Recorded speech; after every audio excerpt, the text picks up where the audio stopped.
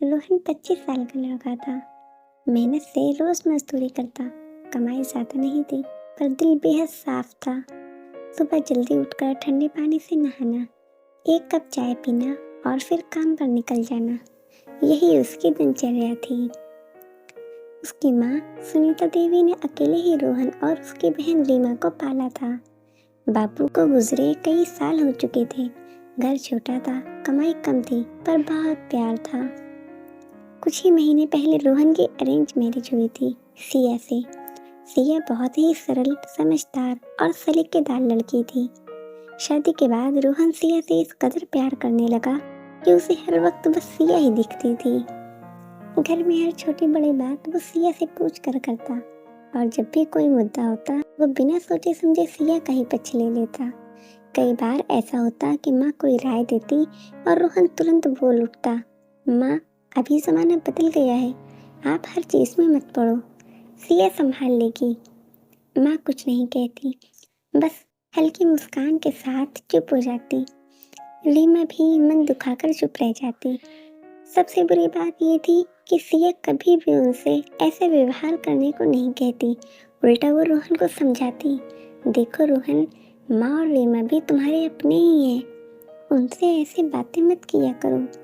रोहन सुन तो लेता, पर उस समय उसके दिमाग पर नई शादी वाला प्यार हावी रहता। रोहन पहले माँ की हर बात मानता, बहन की मदद करता, पर अब वो छोटी छोटी बातों पर गुस्सा कर देता। एक दिन तो उसने माँ से कहा, अब मेरी शादी हो गई है, घर कैसे चलेगा ये सिया तय करेगी, आप बस रहने दो। माँ का दिल टूट गया। रीमा रोने लगी। सिया भी उस दिन बहुत दुखी थी। वो बोली, रोहन ये मत बोलो, मैं इतना हक नहीं चाहती कि तुम्हें अपने ही घर वालों से दूर कर दूं।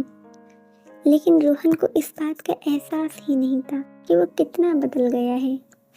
वर्कशॉप में काम बढ़ता जा रहा था, मालिक डांट देता, लोग जल्दी जल्दी काम करवाते। रोहन रोज थका हुआ आता, पर घर में भी माँ की बातें उसे चुभती। वो समझ ही नहीं पा रहा था कि गलती उसकी है, किसी और की नहीं।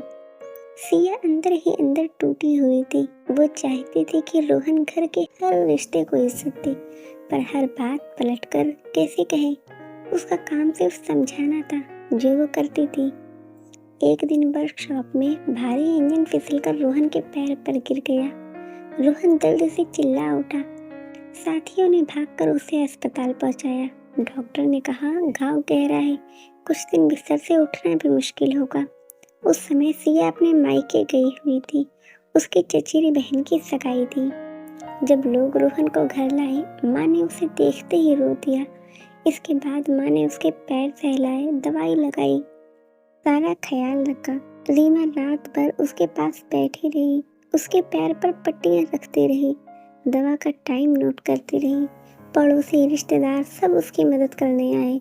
किसी ने पैसे दिए, किसी ने उसका काम पर मैनेज कराया, किसी ने दवाई ला कर दी। रोहन बिस्तर पर लेटा सोच रहा था, जिन लोगों को मैंने इतने दिनों से नजरअंदाज किया, वही लोग मेरी इतनी मदद कर रहे हैं। उसके दिल में अजीब सा दर्द हुआ। वो खुद से ही शर्मिंदा हो गया। अगले दिन जब सिया को फोन पर यह बात पता चली, वो एक पल भी नहीं रुकी।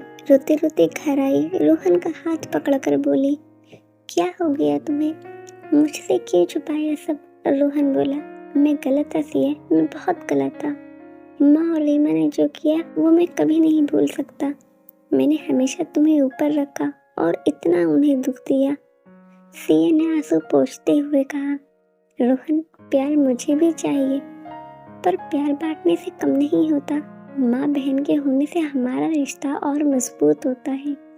अगर तुम उन पर गुस्सा करोगे तो मुझे भी दुख होगा। इस बार रोहन ने उसकी हर बात दिल से सुनी। दर्द ने उसे समझदार बना दिया। अगली सुबह रोहन माँ के पास गया, उनके हाथ को पकड़कर बोला, माँ माफ कर दो, मैंने तुम्हें बहुत दुख दिया। माँ की आंखें भर गई। वो बोली, माँ कभी अपने बच्चे से नाराज नहीं रहती बेटा, पर हाँ, तेरी बातों से दिल दुखता जरूर है। रीमा ने भाई को गले लगा लिया। अब ऐसे मत बोलना कभी, हम सब तुम्हारे साथ हैं। रोहन रो पड़ा। सिया भी उसके पास खड़ी रही, और पहली बार रोहन ने समझा कि पत्नी घर जोड़ती है, तोड़ती नहीं। कुछ दिनों में रोहन का पैर ठीक होने लगा। अब वो पहले से ज़्यादा जिम्मेदार हो गया। माँ की दवा समय पर लाता, रीमा की पढ़ाई में मदद करता, सिया का भी पूरा ख्याल रखता।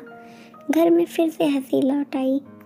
माँ और सिया साथ में खाना बनाती, रीमा मजाक करती, रोहन सबको देखकर मुस्कुराता। उसे अब समझ आ चुका था कि रिश्ते सिर्फ खून के नहीं होते बल्कि दिल के होते हैं, और जो दुख सुख में साथ खड़े होते हैं वही असली अपने होते हैं। दोस्तों, आपको ये वीडियो कैसी लगी कमेंट करके ज़रूर बताइएगा।